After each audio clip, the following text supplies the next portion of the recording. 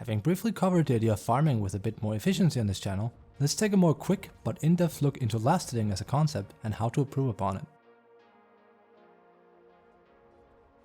When it comes to melee heroes and last hitting either creeps or neutrals, it's easy to write off as just going into melee range and hitting a creep, but mechanically there's a lot more going on than just that, which may or may not result in you successfully last hitting or denying your intended target.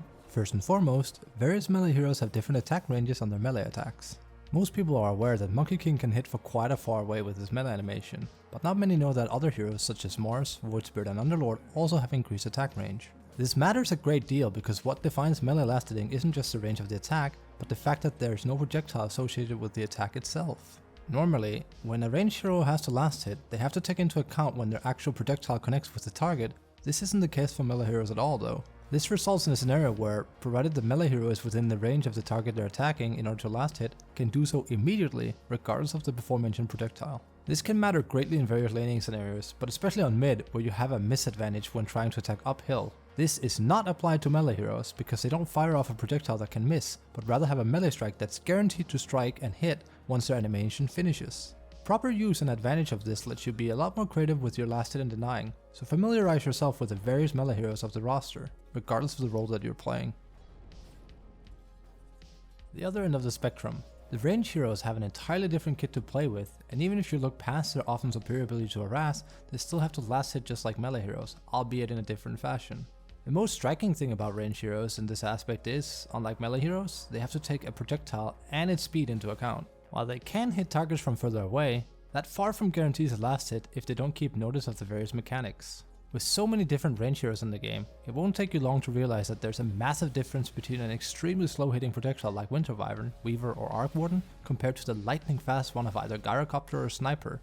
This becomes massively important for last hitting as these range heroes, because it allows them to stand further away and more often allows them to successfully last hit even when doing so due to how quickly their projectile reaches their intended target. A common strategy when last hitting as ranged heroes, more so those with lower projectiles, is to go closer to creeps they want to either last hit or deny, before they go in for their attack. This has the effect of having the projectile from their attack take less time before it reaches the target and thus do the damage quicker. Proper application of this rather simple technique practically lets you have the same attack effect as a melee hero when you go up close, and will allow you to seriously improve upon your last hitting abilities with ranged heroes. These three concepts of every hero are absolutely essential to bite into if you really want to get more familiar with why your hero controls the way it does, especially during the initial laning stage. Spread damage is just that.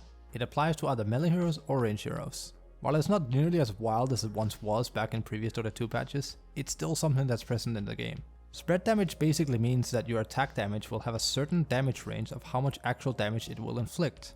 Not using this correctly can mean that you'll either do too much damage as you're trying to deny creep and mess it up, or too little damage to last hit, which will result in it going to waste. Chaos Knight in this example has a whopping 30 damage spread to his attack, meaning he can hit super hard or super not so hard by comparison. This is why if you go on autopilot with the hero, it's very easy to mess up last hitting because your damage will vary so much for each strike you do. Attack animation is another important to know concept. Every hero in this game has an attack point and an attack backswing. To most people, this ends up becoming rather natural as they play a hero, but it still helps to know mechanically what's going on. If we take Spectre for an example, who has an attack point of 0.3, it means that after 0.3 seconds have passed after right-clicking a creep, Spectre's attack will connect with the creep whom she attacked. What then follows is a backswing animation, which for Spectre is a hilariously big 0.7 seconds long. Backswings are essentially attack animation that finishes but aren't necessary in order for the damage to come out. What this boils down to is that Spectre's attack takes 1 second to finish, with the first 0.3 part of the attack being the important one and the last 0.7 part being the useless one, because it can be cancelled by issuing a run command anywhere.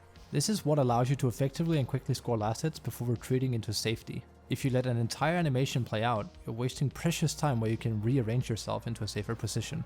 Last but not least is base attack time, BAT for short. In layman terms, it's how quickly a unit strikes between attacks without taking either agility or attack speed bonuses from leveling or items into account. If you play heroes such as Juggernaut or Anti-Mage, you'll find that the speed at which their strike connects with creeps is insanely fast when compared to other heroes such as either Spiritbreaker or Doom, who happens to have an awful starting BAT. The average hero holds a BAT of 1.7 in Dota, but there are plenty of heroes that go off the beaten path, and if you're a player who plays a large amount of heroes, you've no doubt taken notice of this already. Knowing that you have a really good BAT on either a melee or a range hero will let you know that you have a mechanical advantage over your opponent when it comes to last hitting. Again, most people are aware of this if they're playing as Juggernaut against Spirit Breaker, since they'll feel their attacks come out much faster than that of the Spirit Breaker, but that is the BAT doing all the heavy lifting. Try and familiarize yourself with all three of these core concepts of lasting and animation, and you'll get a much tighter and firmer grasp of the hero that you're playing.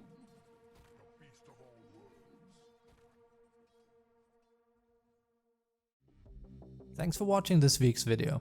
I hope that this slightly more in-depth look on last hitting was of some interest. It's something that comes natural as we play the game, but I often find that it helps knowing what mechanical and mathematical advantages you have if you're going towards your lane, since it lets you make informed decisions prior. As always, you can catch me live on twitch.tv/fabkubashi from Monday to Friday. By all means, stop by, say hello, and ask any questions that you might have. Are there any tricks you use for last hitting in the laning stage? Let me hear your thoughts in the comments below. Now let's get to studying and then get to grinding. Last hitting is a true art form, and perfection isn't achieved in one day.